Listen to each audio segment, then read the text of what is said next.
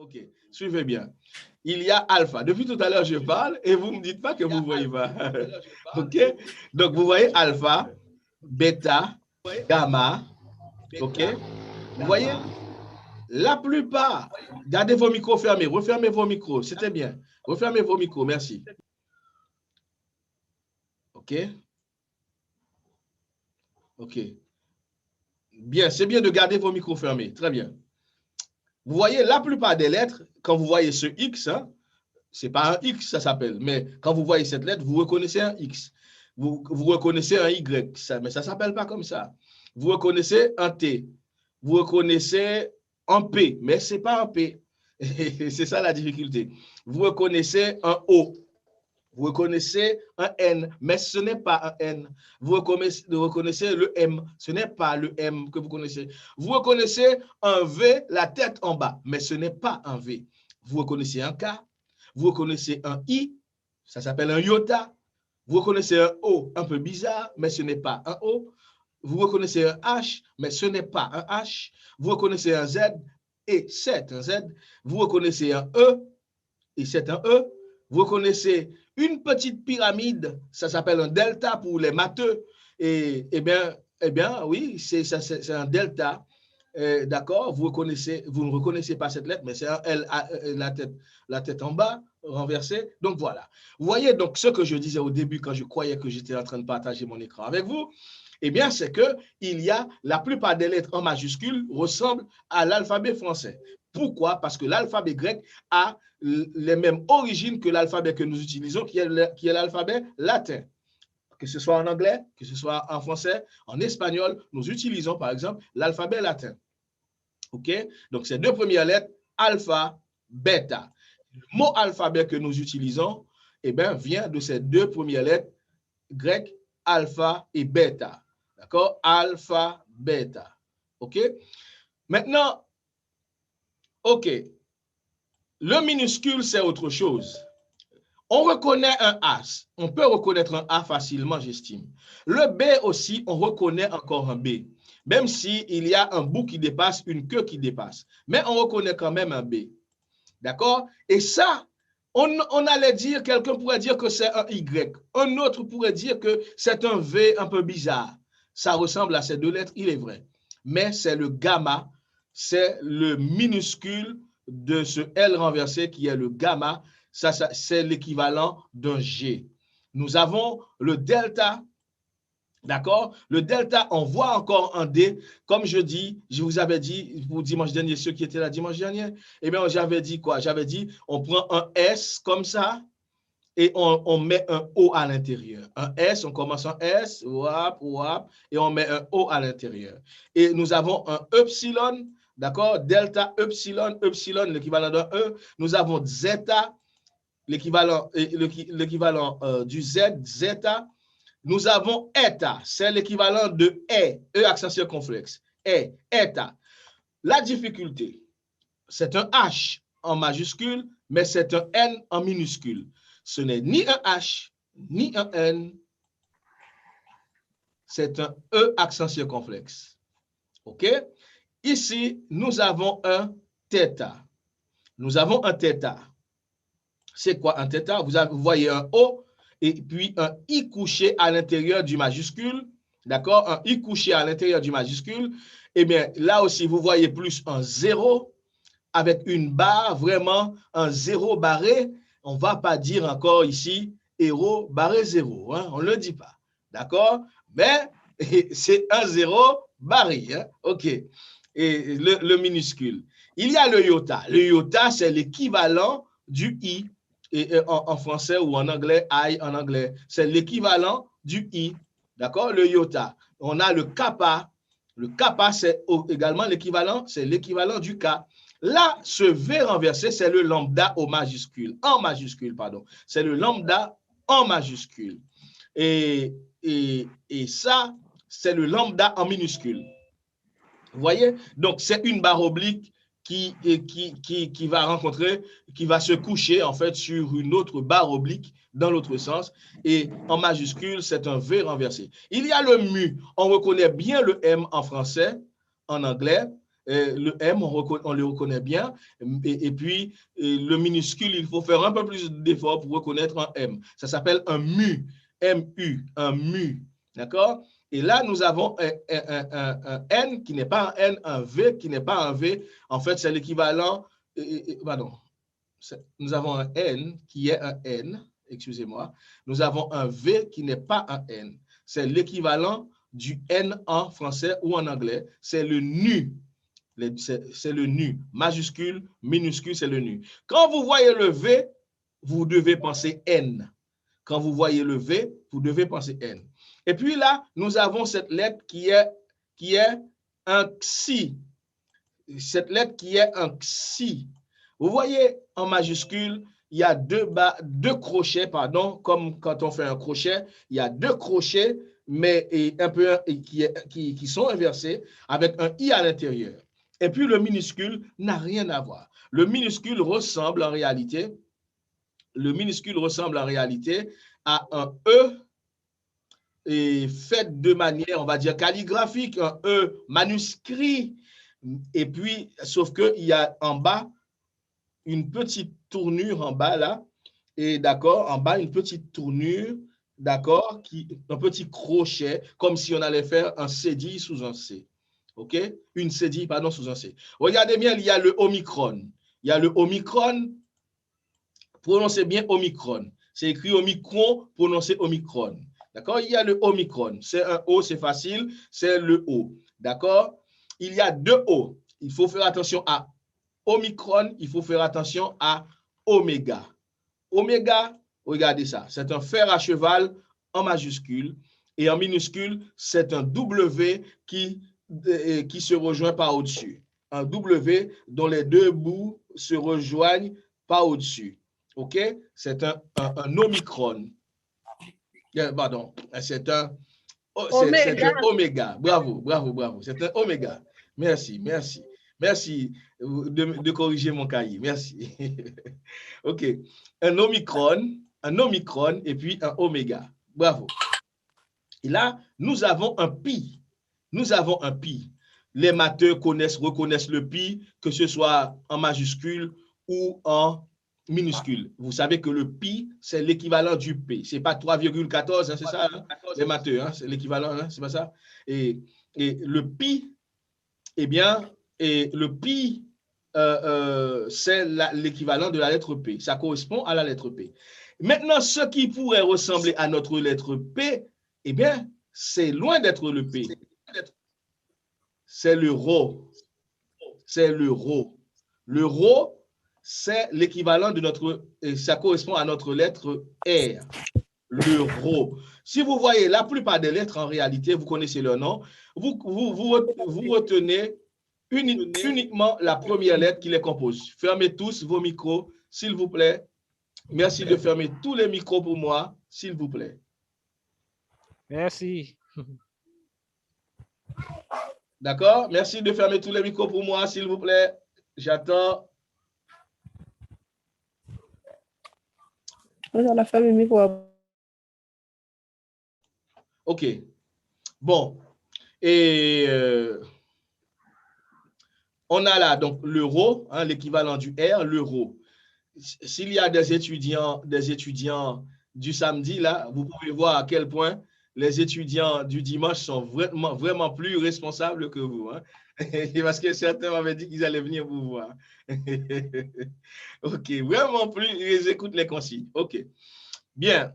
Et puis, nous avons le sigma. Ça, ce M un peu couché, c'est l'équivalent de la lettre S en majuscule. Il y a trois façons de faire le S dans l'alphabet grec. Celui-ci, enfin celle-ci, cette façon, c'est le majuscule. C'est la forme majuscule de la lettre S. D'accord? Cette façon, c'est la lettre minuscule de la lettre S. On peut trouver ça en début de mot, on peut le trouver en milieu de mot. D'accord? Cette lettre, c'est la forme minuscule. Et puis, il y a cette autre façon, la troisième façon de faire un S, ça s'appelle un sigma, en réalité, de faire un sigma. Et il y a un C, et puis en dessous duquel on allait mettre une cédille. mais ce n'est pas une vraie cédille. Hein. C'est comme un C qu'on allait faire et puis une cédille. C'est comme, on va dire, un S, mais avec un petit bas. C'est comme un C avec une cédille.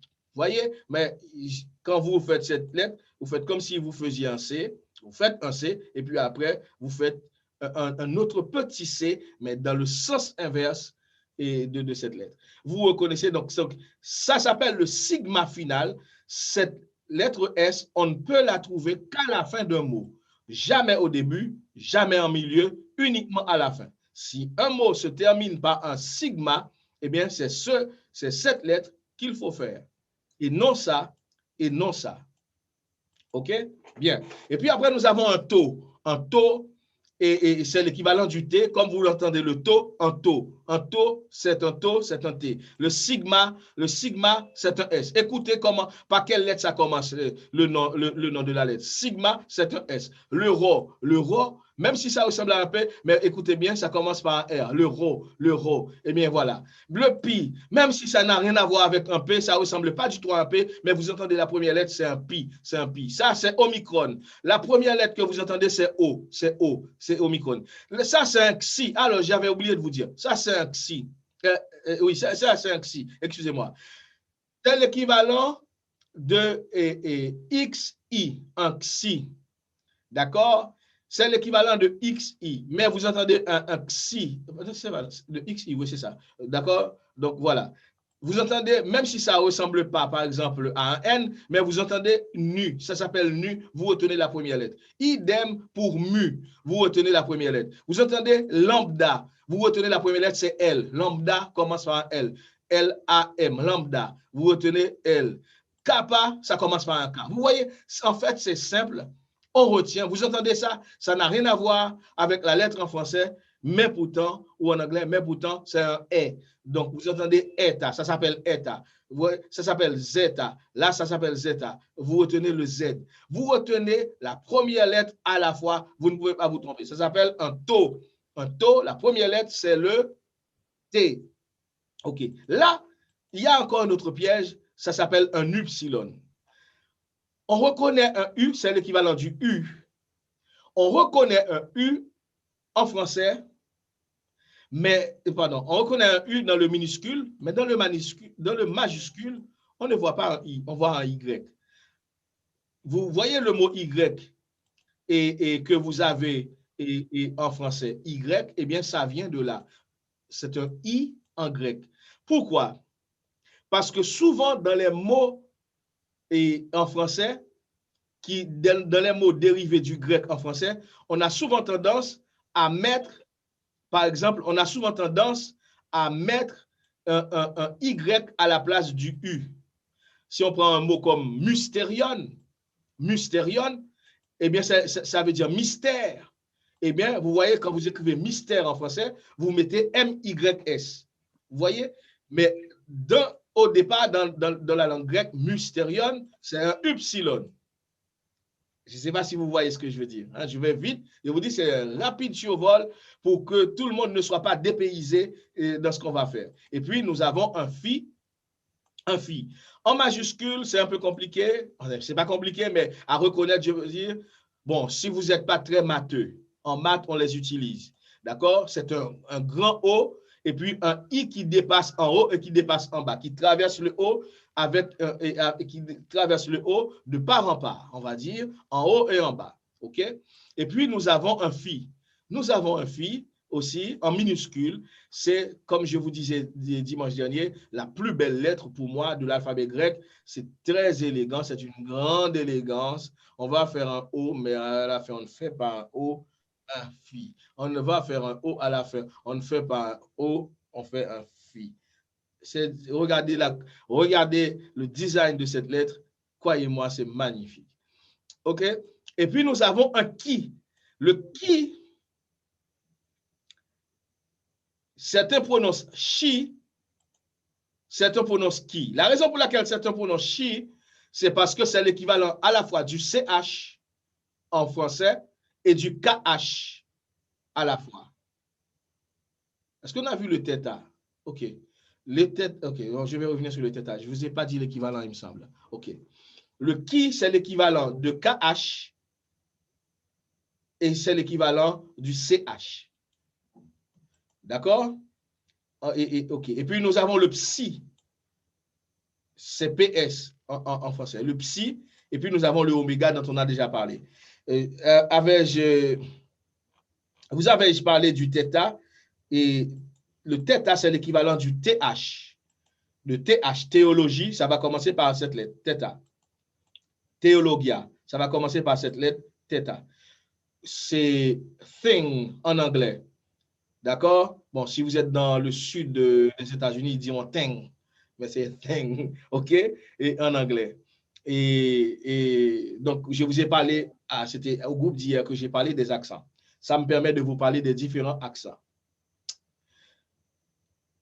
Les langues les plus parlées ont des accents très divers et très différents.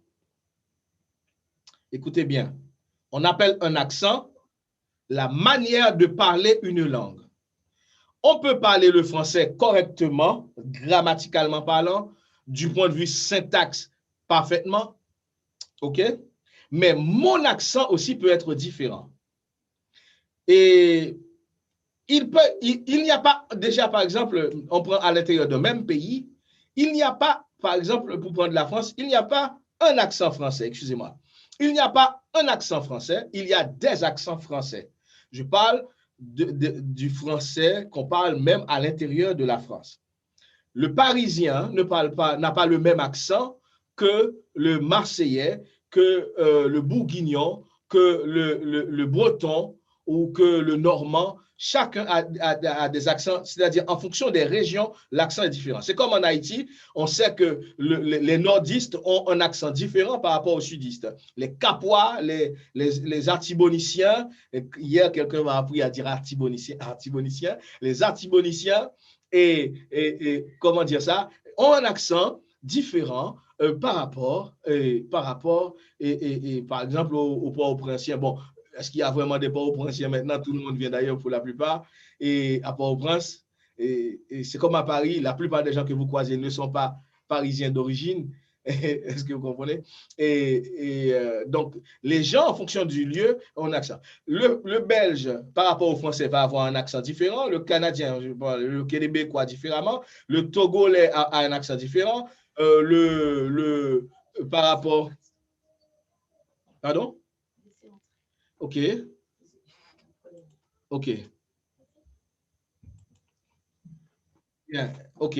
Le Québécois a un accent différent et l'Ivoirien parle différemment et le Congolais parle différemment, etc., etc. OK? OK. Gardez vos téléphones sur muet. Merci. Gardez vos téléphones sur muet. Gardez le Zoom sur muet. D'accord? Soyez le bienvenu et gardez sur muet. Vous voyez? Donc, c'est la même chose pour le grec. Je vous avais expliqué et je vous le redis, cette façon de prononcer le grec biblique, ce n'est pas comme ça qu'on prononce le grec moderne. Parce qu'il se trouve qu'il y a encore un pays, le pays dont cette langue est originaire, qui parle encore cette langue. Mais c'est une langue qui est vieille de 3000 ans. Une langue, c'est une langue 3 fois millénaire. Donc, à l'intérieur même de la Grèce, la langue a évolué, les gens prononcent différemment. Donc, si bien que eh bien, les Grecs qui vivent aujourd'hui ne prononcent pas comme les Grecs d'il y a 1000 ans.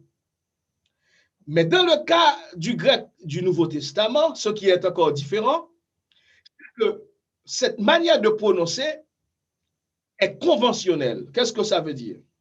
Ça veut dire que c'est par convention des savants sous la houlette, en fait, surtout, et un savant en particulier qui était humaniste, donc on dirait philanthrope à l'époque, et au XVIe siècle, qui s'appelait Erasme. Eh bien, cette manière de prononcer, on appelle cette prononciation érasmienne. Erasme, OK? Donc, cette manière de prononcer est une convention. Mais maintenant, même quand bien même c'est une convention entre universitaires, OK? et dans toutes les universités où on va apprendre le grec ancien, c'est-à-dire le grec koiné, notre grec s'appelle le grec koiné, on va translittérer avec cash, et pardon. Quand on dit translittérer, ce n'est pas une traduction. OK. Alors, est-ce que je dois nommer un autre administrateur, co-animateur?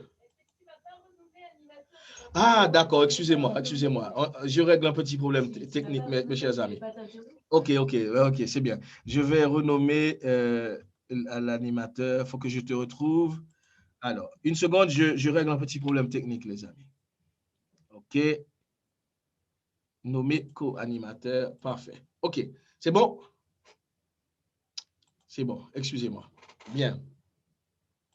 Donc, ouais, je disais donc...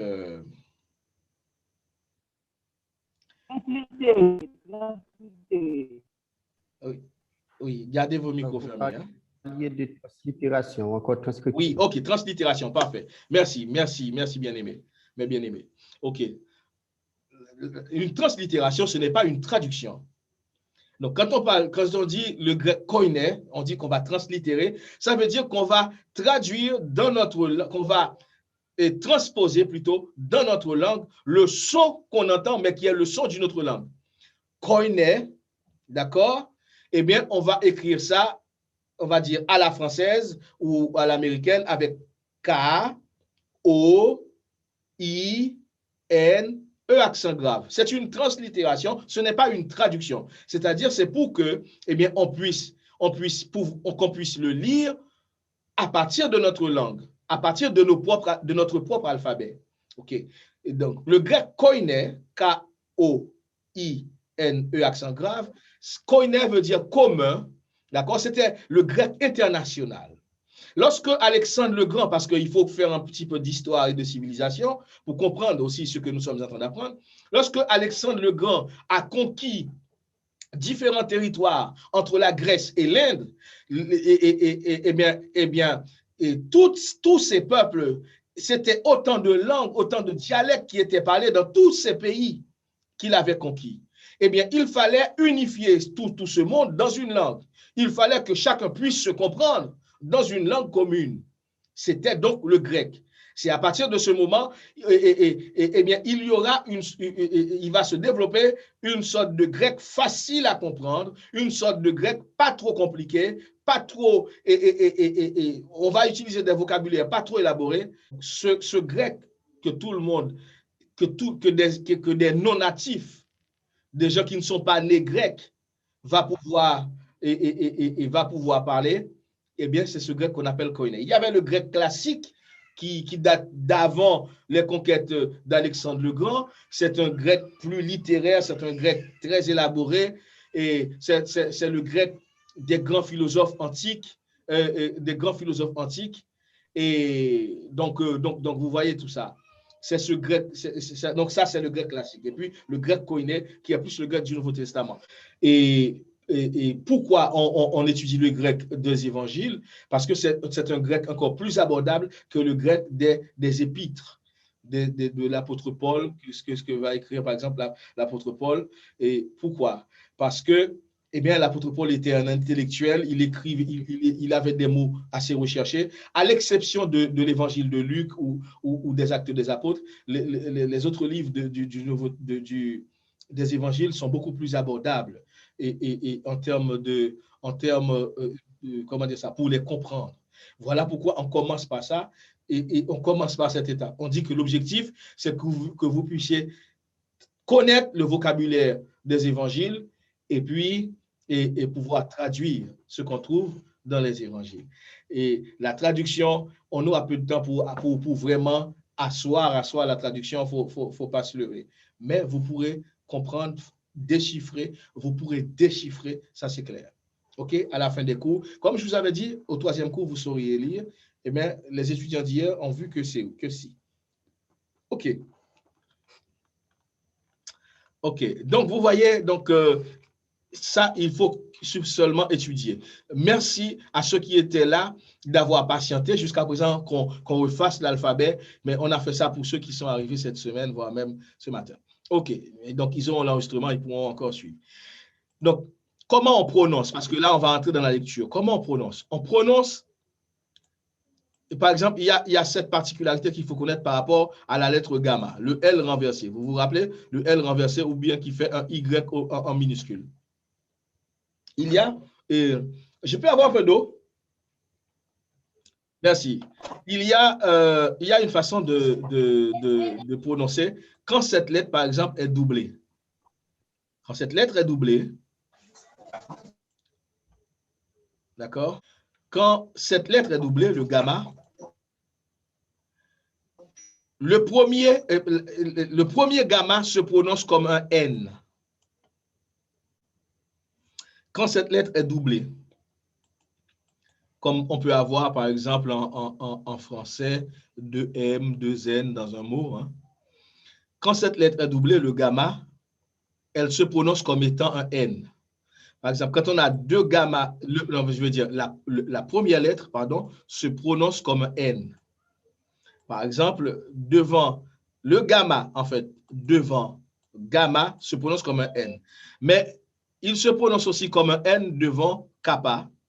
Il se prononce également comme un N devant, ah non, vous n'avez pas votre micro, qui.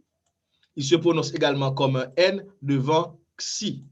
D'accord? Quand c'est doublé, quand cette lettre est doublée, c'est comme si la première était un N. De même, quand cette lettre se trouve devant un kappa, la gamma se prononce comme un N. On va prendre un seul exemple pour avancer. On va prendre l'exemple de ce mot. Par exemple, il y a alpha, gamma, gamma, epsilon, lambda, omicron et puis sigma. OK? Omicron et puis sigma. Donc, puisque là, il y a deux gamma, le premier va se prononcer comme étant un N. Donc là, je vais dire en. Là, je dis en. OK? Ça fait en, los. Ne faites pas attention aux accents. Je ne vous embrouille pas avec les accents. Si on a le temps, on va entamer les accents aujourd'hui parce que vous allez voir que les accents, en fait, vont changer la manière de prononcer. Mais là, on apprend à lire simplement pour l'instant. Angelos. OK? Angelos. Il y a 7 voyelles en grec. Alpha, epsilon, eta, iota, omicron, epsilon, oméga. N'oubliez pas que cette lettre qui ressemble à un W en français, c'est une voyelle en grec, dans l'alphabet grec. Alpha, epsilon, eta. Cette lettre qui ressemble à un N n'est pas un N, mais c'est un E accent circonflexe. Iota, omicron, epsilon, oméga. D'accord? Professeur, on n'a rien vu. Vous avez oublié de montrer le tableau. On n'a rien vu. Le tableau est toujours là. Le tableau est toujours là, ma soeur. Il faut le mettre de ton côté. Il faut passer votre écran. Le tableau est toujours là. Il faut passer votre écran. Merci. Merci beaucoup. OK. Donc suivez bien ceci. Hein. Donc, OK, c'est 7 voyelles, notez bien, apprenez par cœur, vous devez connaître par cœur les 7 voyelles de l'alphabet grec. Il y a 7 voyelles en grec, c'est à connaître par cœur. Elles peuvent se lire ensemble. OK, quand elles se lient ensemble, si la seconde voyelle est un iota, quand les voyelles se lisent ensemble, n'oubliez pas, en grec, chaque lettre est prononcée, sauf quand il s'agit de diphtongue. Qu'est-ce qu'on appelle une diphtongue?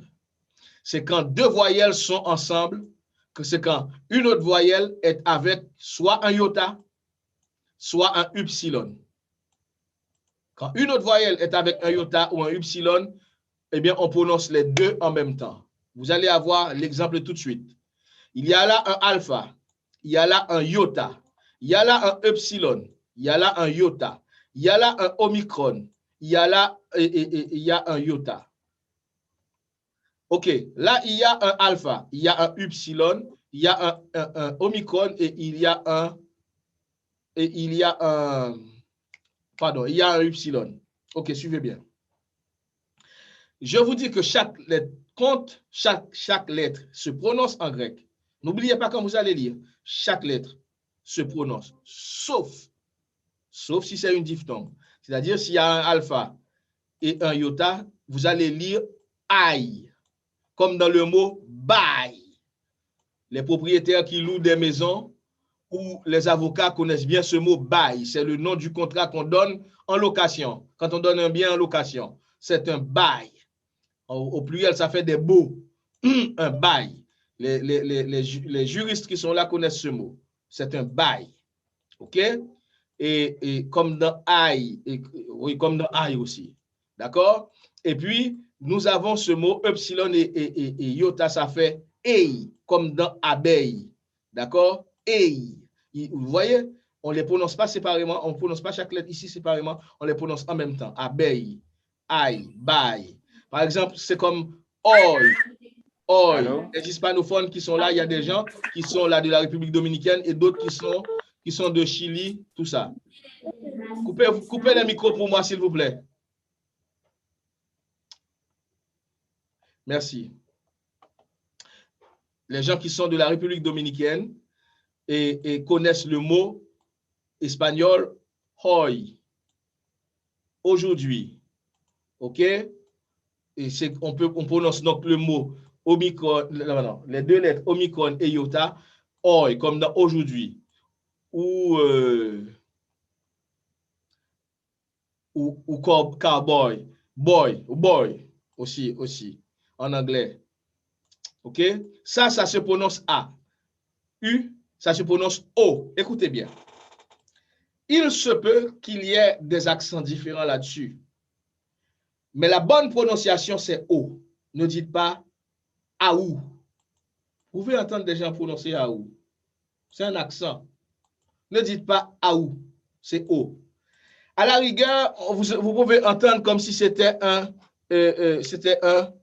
AO. AO, pardon, c'est plus haut. À la rigueur, vous pouvez entendre comme si c'était un AO. OK? Vous pouvez entendre comme si c'était un AO. Mais vous pouvez prononcer O comme dans automobile. OK? OK? Vous pourrez entendre AO, mais c'est juste un accent. OK? Il y a OU comme dans coup. Le coup ou un coup de poing avec un P cette fois-ci. OK? Bien. Autre règle importante, sinon vous ne pourrez pas lire si vous ne connaissez pas ça. Quand il y a un tréma, le tréma, c'est quand le iota, vous voyez le iota, le I là, le iota, sans point hein, dans la lettre grecque, ou le upsilon doivent être prononcés. Si vous voyez un upsilon avec un tréma au-dessus, comme dans Haïti, ou un iota avec un tréma dessus, comme dans Haïti, OK? Les deux points qui sont au-dessus de Haïti. OK? Si vous voyez ça, c'est que la voyelle doit être prononcée séparément. Nous avons un exemple ici qui ressemble à l'anglais qu'on avait vu, ceux qui étaient là le savent. Moïses. Moïses. OK?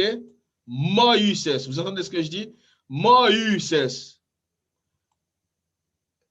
Et, pardon, et mu, oméga, ça fait mo. Et puis, comme il y a le tréma là, je prononce le U. Moï. Cesse. Je ne dis pas mousses. Je dis mo. Le U doit être, à cause du tréma, doit être prononcé séparément. Moïses. Vous allez rencontrer ça tout à l'heure. Encore. OK? Bon. On a assez révisé comme ça.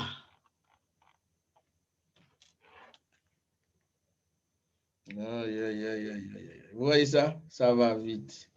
Ça va vite. Vous comprenez pourquoi je ne prendrai pas d'autres étudiants? Est-ce que tout le monde vous comprenez pourquoi je ne prendrai pas d'autres étudiants? C'est pour cette raison que je ne prendrai pas d'autres étudiants. Voilà, on a pris 1 heure pour réviser. C'est vrai que ceux qui n'étaient pas là et au début sont contents, mais ceux qui étaient là, je ne sais pas, je ne dis pas que vous êtes ennuyés, bon, c'est toujours bien de réviser, mais sauf que moi, on aurait pu aller plus loin. C'est pour cette raison qu'on ne va pas. OK, je pense que c'est clair pour tout le monde. Je ne prends pas de questions parce que c'était une révision. D'accord? Maintenant, nous allons lire.